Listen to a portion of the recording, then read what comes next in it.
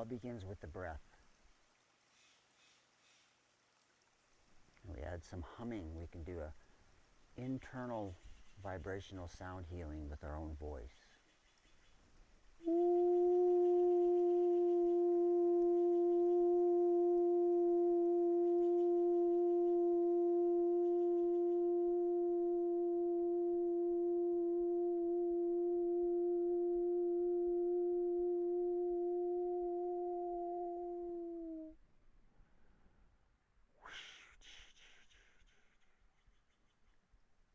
Sound healing is a practice of using vibration to help align the cells of the body. Basically aligning with our true nature, with our nature, right? That's what I feel. We started with the voice in the center, the element of ether.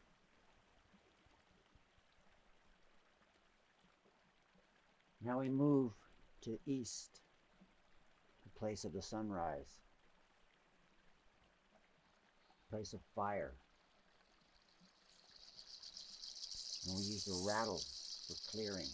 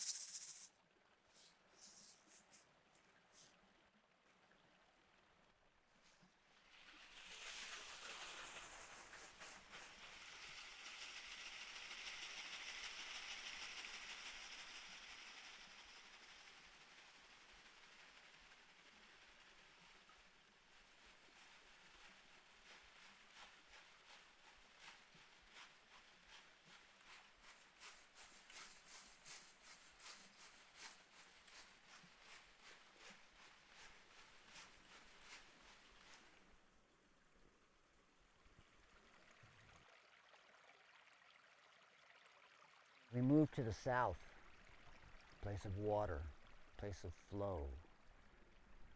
We've opened the portals of the elements.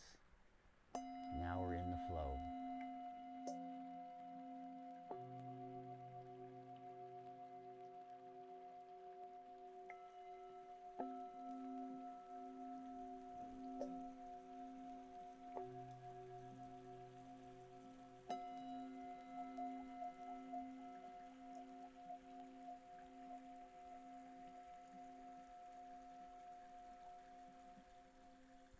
Sound.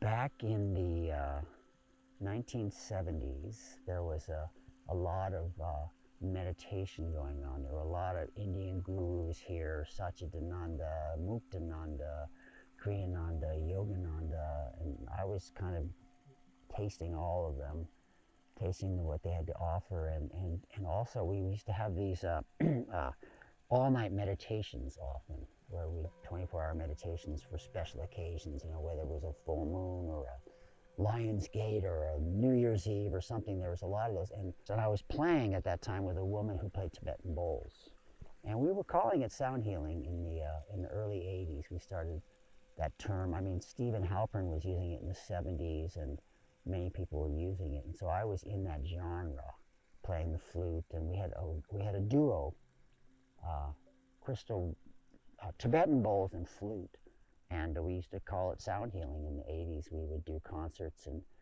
I made an album called Cloud Etchings, which was flute and Tibetan bowls, and it became a big hit in the yoga studios all over the country.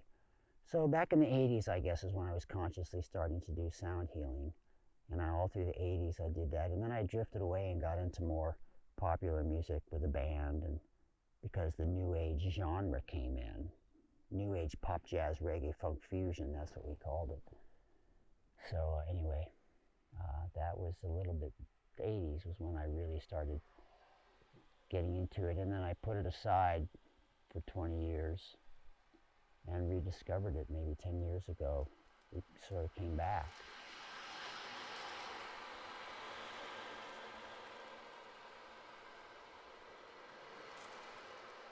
Now we have the ocean drum, another element of water.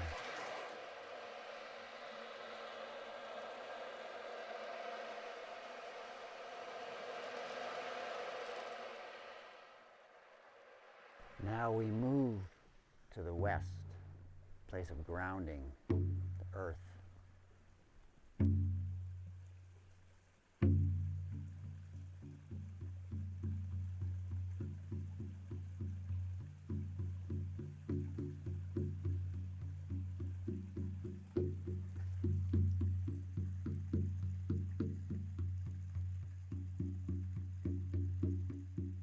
Oh, the whole sound healing fad started to kind of come back with the gongs. It started with the gongs and the crystal bowls, and that started creeping into all the meditations and the yoga studios. And I was like, I was actually into all kinds of bands then, playing in clubs and touring and doing music and stuff like that. And so it was a natural thing. All of a sudden, you know, there's this music. They're using my music for yoga classes and you know, already. So I thought, well, I'm going to kind of go into my garage and find all those instruments that I've been collecting for years and years. And sure enough,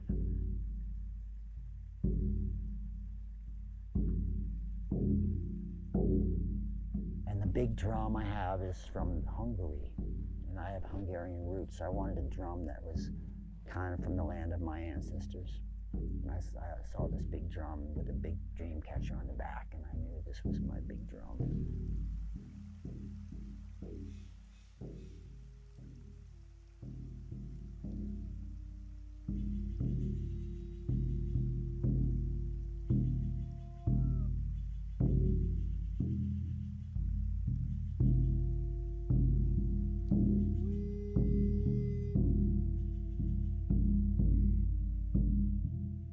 So I just started gathering all my instruments together, and I started playing them at my house and having people come over. And it kind of shifted from playing in clubs and bars and coffee houses to meditation, yoga, back to my roots in a way.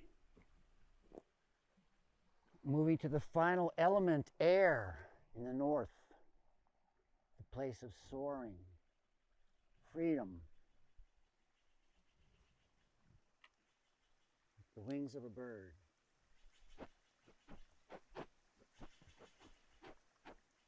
I was first enamored by the trumpet. And I was playing the accordion because my father's grandfather, my great-grandfather, played the accordion. And he had this old squeeze box that we used to go back to New York and watch him play the squeeze box. And he'd sit on the porch, he'd be really drunk. He liked to make his own liquor, he made his own soup, and he was really a character. He built his house in New York out in when Yonkers was the sticks. And so I remember him playing the accordion, and somehow I ended up playing the accordion. I wasn't really into it. But when I discovered the trumpet, I really enjoyed the sound of the trumpet, and I use the trumpet mouthpiece now for the conch shell. So that's a very valuable technique I learned. And then I played the piano, of course, because back in those days, everybody played the piano.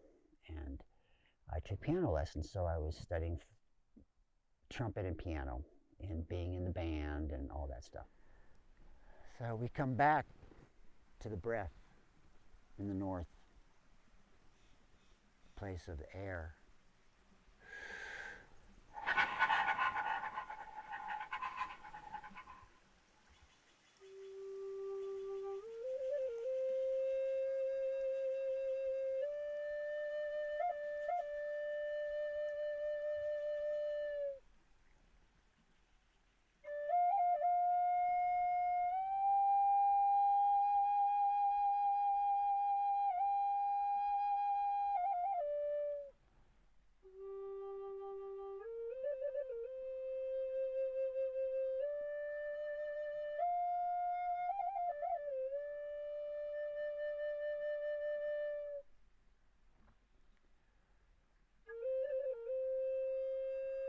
Then when I was 14, I heard Paul Horn play his flute in the Taj Mahal, an album called Inside. And I would put it on the record and put my headphones on. Just go away and listen to this album over and over. So finally, after a few months, I said to my parents, you know, I want to get a flute. I want to sell my trumpet and get a flute. So they said, well, you think on that, make sure, you know, you didn't want to do that. So they didn't sell the trumpet, but I found a flute for $5. You know, I was a teenager and I used to play that all the time.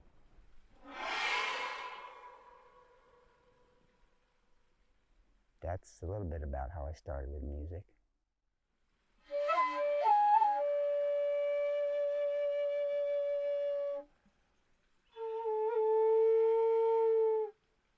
It was a gradual thing. I just always loved playing, and I didn't really like to practice much, but I liked playing. And I figured out pretty quickly that if you wanted to play well, you had to practice. So I did go to that. I did learn to practice. And I knew when I was a teenager, 12, 13, it was like, I really want to be a musician this lifetime. And it was really hard because my grandfather was so against it. He really would always come lecture me about investing and making money. Music's a nice hobby. And of course, being the rebel that I was, that made me go into it. He's probably right. I would have definitely had more money if I'd followed his advice. He would send me investment tips and stuff, and I didn't really know what to do with them. But anyway, that being said, I knew I wanted to be a musician when I was a teenager. And then I just kept staying with it and gradually adding instruments to my orchestra as I moved on and discovered new sounds.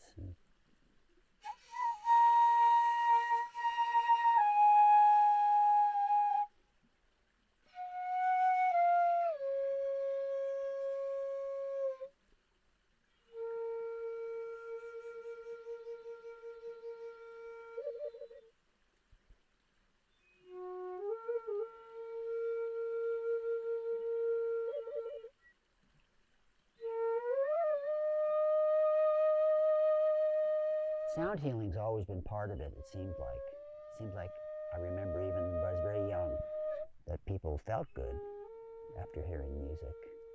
And I would play the guitar or play the flute or play the piano and people got happy.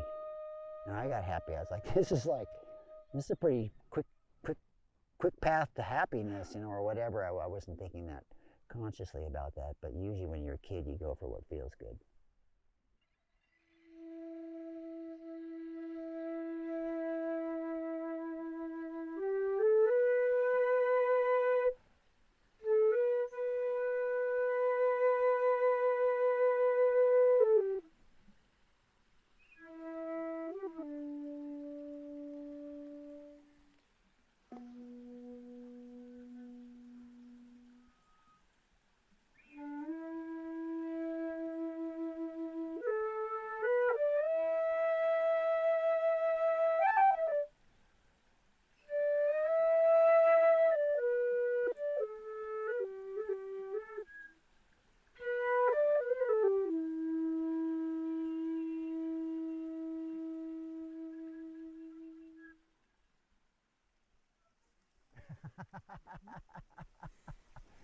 This is called the wizard flute.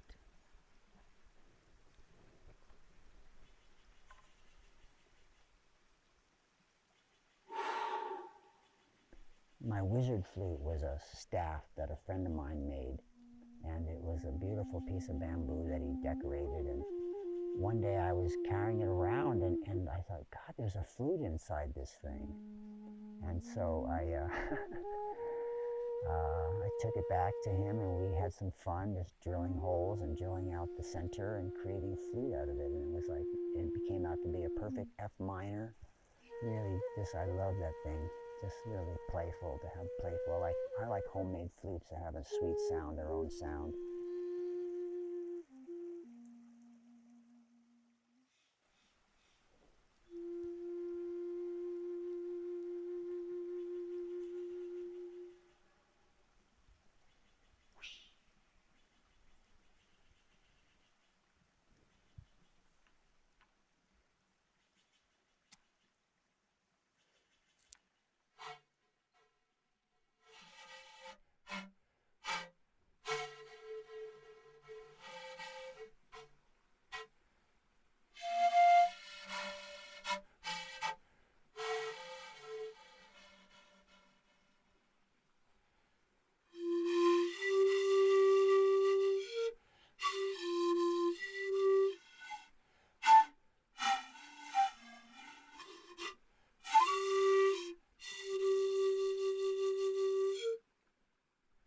This is bamboo, a reed, and condor feather quills.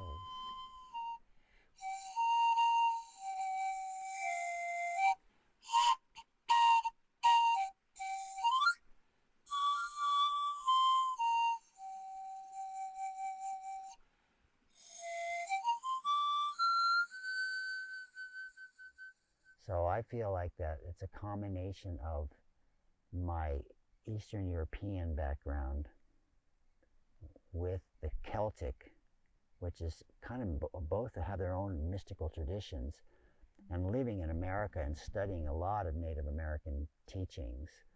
I've studied the council teachings from the Sioux tradition. I've studied the storytelling traditions from the Southwest, and just, you know, everybody, if you're awake at all in this culture, you recognize the value of the Native American teachings and what they had going on here before the invasion.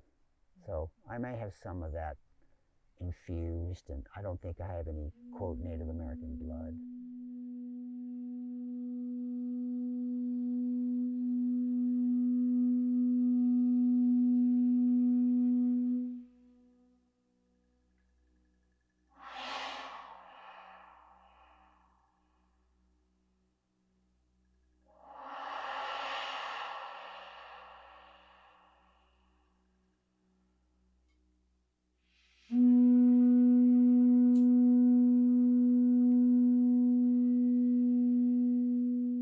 There's a resonance that happens when we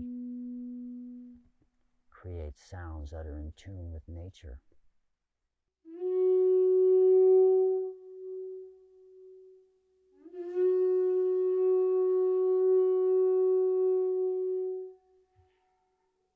I have really embraced nature sounds as my music teacher. After all these years of studying with many, many different teachers and artists and genres and soundscapes, I really now find my greatest solace in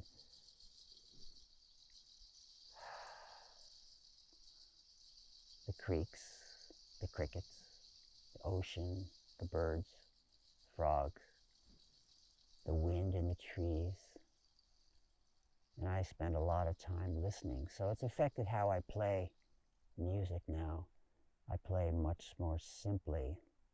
I play less notes and more really tune into what each note is creating and the effect it has on me and the listener. The silence in between is definitely where I like to hang.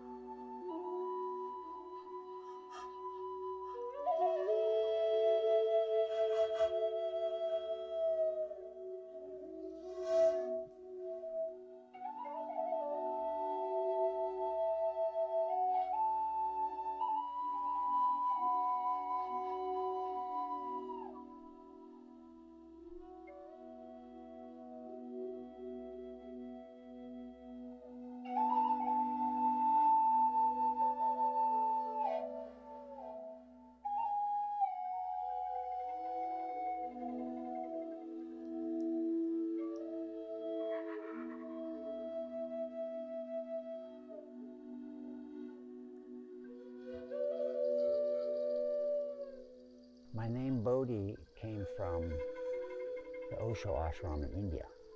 I was there for a little while, and I was not really, I haven't really, like some people, really take one guru and follow that path. I've been pretty eclectic. I've drawn from a lot of different traditions, and so I didn't really like commit to that particular path. But when I was asked about getting a name, I said, well, what does that mean? And they said, it's just a commitment to your own spiritual path, whatever that is. And I was like, oh, I like that. So then they did a ceremony and you're given a name, and I've always loved the name Bodhi. So that was in 2000, and so it was 22 years ago, and I just loved the name immediately, and so I kept it. And then just this year I added Starwater to my name. I've been using that name as a medicine name for the last 30, 40 years in medicine circles, and it just felt like it's time to, I just like it because there's so many Bodhis now. 2000 there weren't as many Bodhis. Now there's lots of Bodhis. So it means awareness. Bodhi means awareness. So Bodhisattva, Bodhidharma, Bodhi tree, it just adds like a little tag.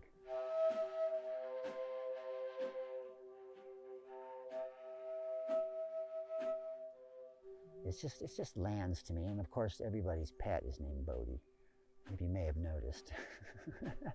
Lots of Bodhi dogs and cats.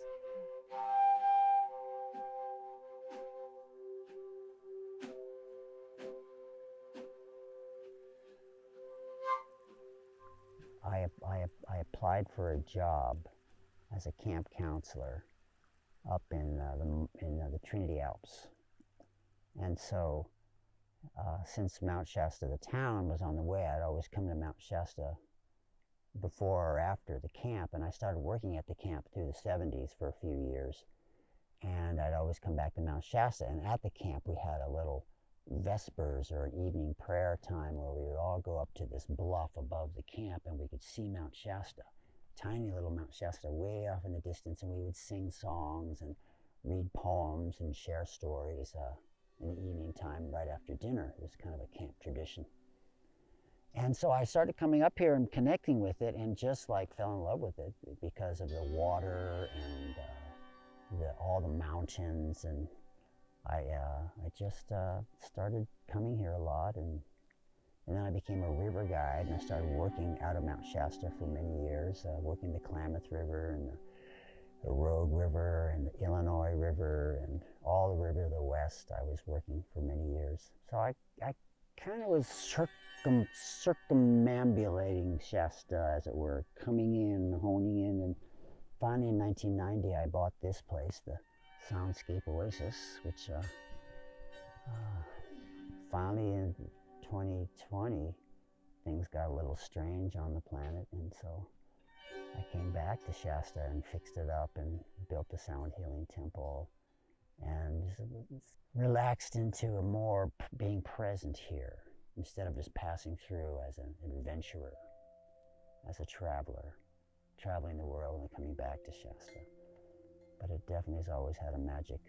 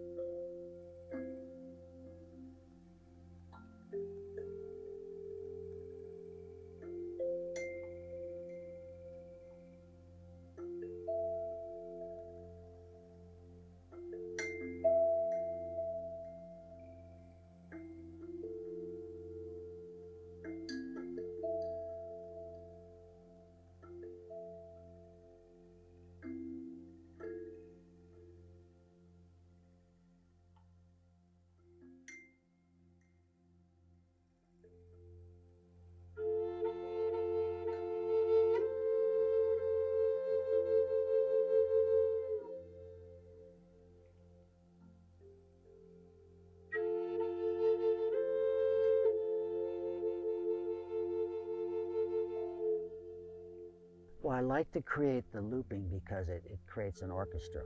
I can create an orchestra of a bunch of instruments playing together.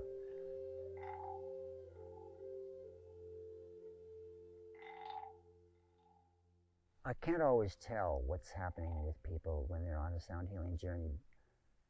But afterwards, I get a lot of feedback. I get a lot of positive, mostly positive feedback about where people went, they experienced new things, they relaxed and somehow they felt better for 2 or 3 days afterwards. They slept really well. I get these reports. It's not so much in the moment necessarily. It's more like in the moment, I'm really allowing people to experience their own body. The whole point of sound healing is to channel the vibrations that awaken and relax and align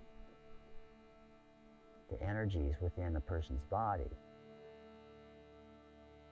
There's a few sound healing principles that are very common and well known. Entrainment, which is basically creating a vibration that's similar to the brainwave state at, like 4 to 6 hertz, very slow, the delta theta state of consciousness, which is like deep sleep or deep dream or meditation, when the brain slows down and it goes into those quieter places.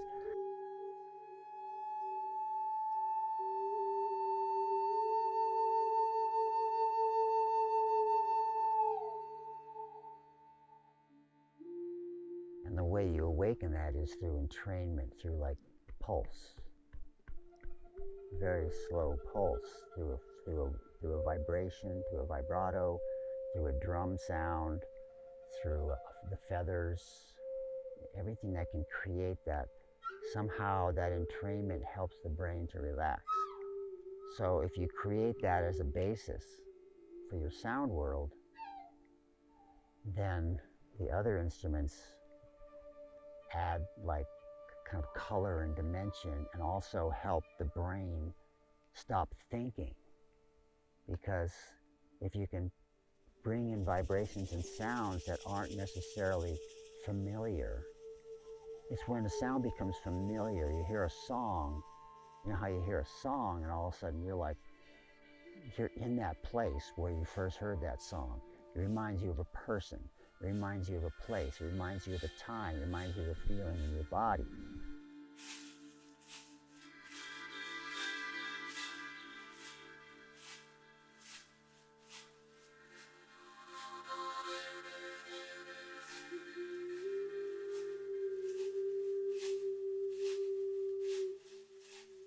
When you're working with pure sound, you're not evoking those kinds of feelings.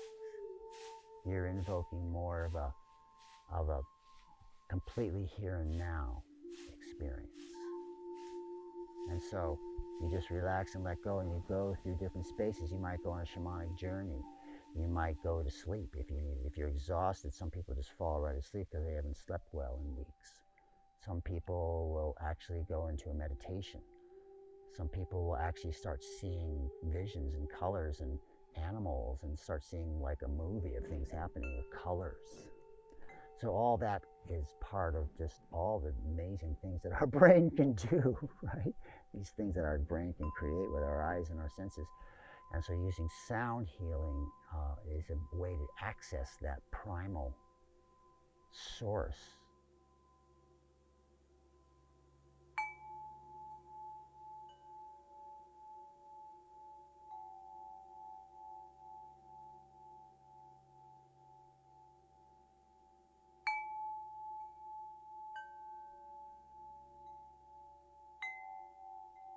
It's really a simple practice, and it's very non-invasive, and it has a lot of potential to help calm down a lot of the frenetic energy that gets built up with fear and dis-ease, come into a more easy place.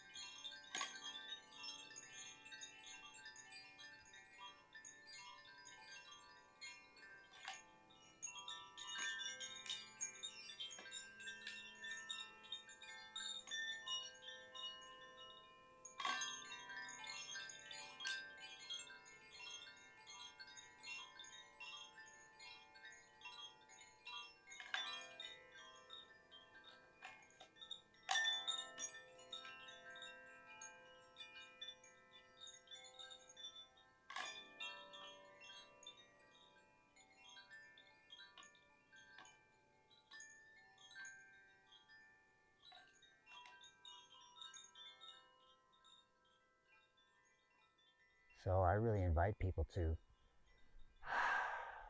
pause and listen. And if you can, be out in nature and pause and listen, and don't just spend the whole time talking or making your own noises. Really learn how to listen. And you will learn a lot just by infusion.